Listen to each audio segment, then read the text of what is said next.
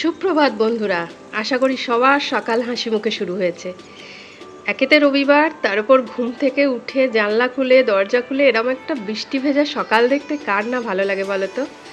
ভীষণ ভালো লাগছে। ব্যালকনি পুরো জলে ভিজে রয়েছে, গাছের পাতাগুলো পুরো ভেজা। এখনও সবে মাত্র বৃষ্টিটা একটু কমেছে। কাল ভোর রাত্রির থেকে এক নাগাড়ে মুষলধারে বৃষ্টি হয়েছে। তো এত ভালো লাগছে কি বলবো। যেহেতু রবিবার, তার উপর বৃষ্টি, দেখো পার্কিংয়ের সমস্ত গাড়িগুলো এখনো দাঁড়িয়ে রয়েছে। সবাই আরাম করে এখনো ঘুমোচ্ছে। রবিবারের সকাল, তার উপর এরকম একটা আনএক্সপেক্টেড বৃষ্টি। দিল্লিতে শুনছি বর্ষা ঢুকে গেছে। এত তাড়াতাড়ি দিল্লিতে বর্ষা ঢুকে যাওয়া মানে গাছপালাগুলো যেন প্রাণ ফিরে পেয়েছে, সব সবুজ হয়ে দাঁড়িয়ে আছে। Good morning friends, welcome to Mukherjee sleeping. আশা করি সবাই তোমরা খুব ভালো আছো। সবার সকাল হাসি মুখে শুরু হয়েছে। আর আজ তো সানডের দিনটা তো সবার স্পেশালভাবেই শুরু হয়, ছুটির আমেজ নিয়ে। সারাদিন একটা আনন্দে খাওয়া দাওয়া, ঘুরতে যাওয়া, নানা রকম প্ল্যানিং থাকে। তো আমাদের সানডেটা আজকে খুব ভালোভাবে শুরু হয়েছে। সকালবেলা উঠেই একটা বৃষ্টি মাখা ওয়েদার দেখতে পেলাম। এটা ভাগ্যের ব্যাপার। ফরিদাবাদে এরকম একটা বৃষ্টি, সারা রাত বৃষ্টি হয়েছে ভোর রাত্রির থেকে। এখন সব কিছু ভেজা ভেজা, চারিদিকে জল, গাছের পাতার থেকে জল টুকোচ্ছে। তো এইরকম একটা সকালবেলা উঠেই এইরকম একটা দৃশ্য দেখতে পাওয়াটা এখানে খুব ভাগ্যের ব্যাপার। আর আমার ঘুম থেকে উঠে বৃষ্টি দেখতে ভীষণ ভালো লাগে। আজকে সকালটা দেখে মনটা খুব খুশি হয়ে গেল। তো সারাদিন দেখা যাক কী করা যায়। চলো, সঙ্গে আছি। রবিবার চা খেতে খেতে আলোচনার বিষয়বস্তুই হচ্ছে ব্রেকফাস্টে কী বানাচ্ছ। আমার ছেলের প্রথম কোশ্চেন, আজকে ব্রেকফাস্টে কী বানাবে মা। তো আমি ঠিকই করে রেখেছিলাম, অনেক ধরনের প্যানকেকের রেসিপি দেখলাম, তারপর অনেক ব্লগে দেখলাম অনেকেই ঘরে থাকা নরম কলা, যে কলাগুলো থসথসে হয়ে যায়, কলাগুলো দিয়ে প্যানকেক বানাচ্ছেন। তো আমি দেখলাম আমারও ফ্রিজে একটা কলা এরকম নরম হয়ে গেছে, ওই কলাটা দিয়ে আমিও তাই প্যানকেকটা বানালাম। ফার্স্ট টাইম বানাচ্ছি। তো কলা, ময়দা, চিনি ভালো করে মিক্সড করে নিয়ে তার মধ্যে একটু বেকিং পাউডার দিলাম, ভ্যানিলা এসেন্স, 1 কাপ দুধ আর ডিম দিয়ে ভালো করে ফেটিয়ে বানিয়ে ফেললাম প্যানকেক। খুব ইজি একটা জিনিস, সকালবেলায় ফাটাফাট হয়ে যায়। আমার ছেলের এখন স্কুল খুললেই মাঝে মাঝেই ব্রেকফাস্টে ওর টিফিনে এটা আমি দেবো, ঠিকই করে রেখেছি। খুব তাড়াতাড়ি হয়, সকালবেলা সন্দীপনও অফিসে তাড়াতাড়ি খেয়ে যেতে পারবে। তবে ময়দার বদলে সেক্ষেত্রে আটাটা ব্যবহার করলেই ভালো হয়। রোজ রোজ ময়দা খাওয়াটা খুব একটা হেলদি নয়। তো ছোট ছোট করে সুন্দর করে বানিয়ে ফেললাম। খুব ভালো হয়েছে আর খুব সফট, নরম তুলতুলে একদম। ওপর থেকে আমি ওগুলো হওয়ার পরে একটুখানি মধু দিয়ে দিয়েছিলাম, হানি করে দিয়ে। তো মধু দিয়ে প্যানকেকগুলো করে খেতে খুব ভালো লাগছিল। তো যেই প্যানকেকের ভেতরগুলো হয়ে যাবে, একটু উল্টে পাল্টে দিয়ে তুলে নিলেই ব্যাস হয়ে গেল। এরম করে বেশ কটা, অন্তত দুটো দুটো করে বানিয়ে ফেললাম প্যানকেক। আমার 1 কাপ দুধে যেটুকু হয়েছে, আমাদের সকালের ব্রেকফাস্ট মোটামুটি কমপ্লিট হয়ে গেছে। ছোটোটা ওর জন্য ভাজলাম, ও খুব খুশি হবে।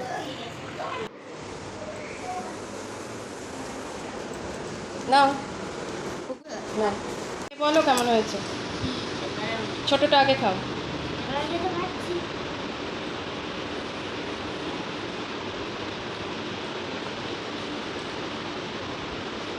কি ওপরে কিন্তু হানি দেওয়া আছে।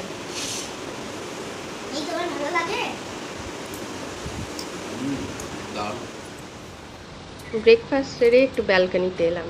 দেখো আমার এই নটরমণি গাছটায় কত রকমের কালারের ফুল একসাথে হয়। এটা এমনি আমি কিনে এনেছিলাম, একসাথেই টব শুদ্ধ কিনে এনেছিলাম। এখন দেখছি অনেক রকমের কালারের ফুল ফুটছে। আরও একটা কালার ফোটে লাল রঙের। বৃষ্টি মেঘ ঘনিয়ে আসছে, আবার বৃষ্টি নামবে মনে হচ্ছে। তো এরকম একটা রেনি ডে, আবার সানডে খুব সচরাচর পাওয়া যায় না। খুব ভালো লাগছে। আমার অপরাজিতা গাছটা দেখো কিরম লতাতে শুরু করে দিয়েছে। এবার ভাবছি কি করে এটাকে বাঁধবো, কোথায় বাঁধলে ঠিক হয় সেইটাই চিন্তা করছি। গাছপালাগুলো একটু বৃষ্টির জল পড়লে যেন ওরা প্রাণ ফিরে পায়। ঝিরঝির করে আবার বৃষ্টি শুরু করে দিয়েছে। আমার গ্যাসটায় দুদিন ধরে একটা প্রবলেম দেখা দিয়েছে। সেই প্রবলেমের জন্য এই ছেলেটাকে ডেকে পাঠানো হয়েছে। ও গ্যাস সারায়, গ্যাসটা সারানোর জন্য দেখছে প্রবলেমটা কি হয়েছে। আজকে একটা বড় মানে রিস্ক থেকে আমরা বেঁচে গেছি। কারণ এক সপ্তাহ হলো, 10 দিন হয়েছে মৌমিতা আমাকে বলেছিল। আমি গ্যাসের একটা লোককে ডেকেছিলাম, গ্যাসের যে ওই যে রেগুলেটরটা পুরো খারাপ, মানে অফ করার পরও আমি গ্যাস জ্বালালে গ্যাস জ্বলে যাচ্ছে। হ্যাঁ, বলছে যে একদম যে কোনো সময় ব্লাস্ট হতে পারে। মানে রেগুলেটরটার জন্য গ্যাসের নবে প্রবলেম, লিকেজ এসে গেছে, যে কোনো সময় ব্লাস্ট হতে পারে। তো ওই ছেলেটা এক্ষুনি আসছিলাম, নাম্বার নিয়েছিলাম, দেখে গেল, মানে বললো আপনারা এই 10 দিন খুব রিস্ক নিয়ে আপনারা রান্নাবান্না করেছে ম্যাডাম, এত উচিত হয়নি রিস্ক নিয়ে রান্নাবান্না করা। তো সকাল সকাল একটা বড় খরচ হয়ে গেল। রেগুলেটরটা পুরো চেঞ্জ করতে হলো, নবগুলো চেঞ্জ করা হলো, গ্যাসের পাইপলাইনটা পুরো পরিষ্কার করে দিল ছেলেটা, রেগুলেটরটা নতুন নেওয়া হলো। একদম রেগুলেটরটাই খারাপ ছিল বললো। রেগুলেটরটা কিন্তু আমরা বেশি দিন হলো চেঞ্জ করিনি। এখন জিনিসপত্র যদি খারাপ দেয় কেউ, কারোর হাতে কিছু করার নেই। যাই হোক, ভগবানের অশেষ কৃপা, এই কদিন কোনো রকমের অ্যাক্সিডেন্ট হয়নি। এই যা, তা আমার গ্যাসের ওভেনটাও আমি দুদিন পরে চেঞ্জ করব, কারণ আমার তখন ছোট সংসারের পক্ষে যেটা দরকার সেরকম একটা হালকা ফুলকা ওভেন আমি নিয়েছিলাম। ওটাকেও চেঞ্জ করে একটা ভালো ওভেন নিতে হবে আমার। আজকে গ্যাস সারিয়ে টারিয়ে দিয়ে যাওয়ার পরে এই এখন মানে ভাতটা বসালাম। আমার কালকে চিকেন করাই আছে, সেই জন্য মানে খুব একটা চিন্তা ছিল না যে দেরি হয়ে যাচ্ছে বলে। তাহলে শুধু চিকেনের তো হবে না, তাড়াহুড়োতে কী করব ভেবে পাচ্ছি না, তাই একটু পটল ভর্তা বানাবো, পটলের ভর্তা। তা এটা করছি, পটলগুলো কচি কচি পটল ছিল, সেগুলোকে কেটে কুচি করে নিয়েছি, এরম করে কেটে নুন হলুদ মাখিয়ে রেখেছি। নিয়েছি রসুন কতগুলো, 3টে রসুন কোয়া, একটা বড় পেঁয়াজ কুচিয়ে নিয়েছি, শুকনো লঙ্কা, টমেটো আমার নেই, নাহলে একটা টমেটো নিতাম। এগুলোকে কড়াই সর্ষের তেলে ভালো করে ভেজে নেব প্রত্যেকটা জিনিস। চলো,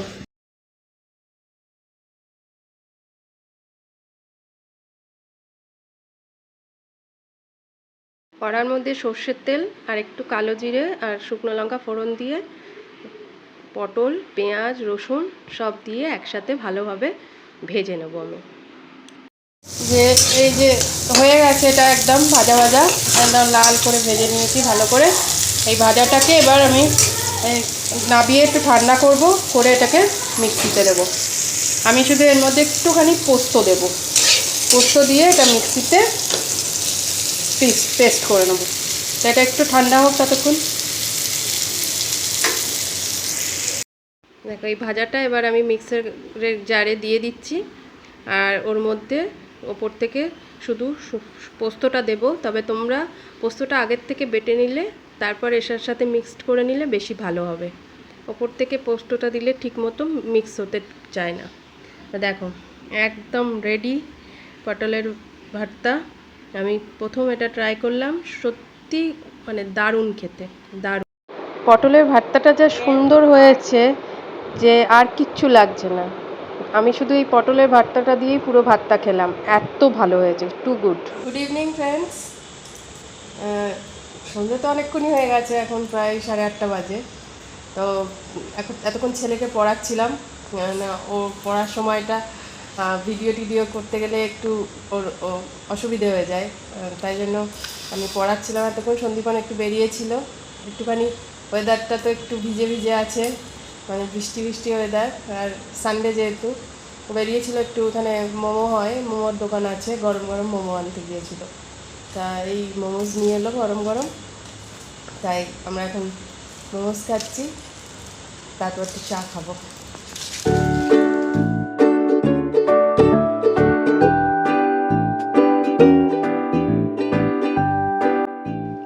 ধনেপাতা এমন একটা জিনিস সবসময় বাড়িতে হঠাৎ হঠাৎ লাগে।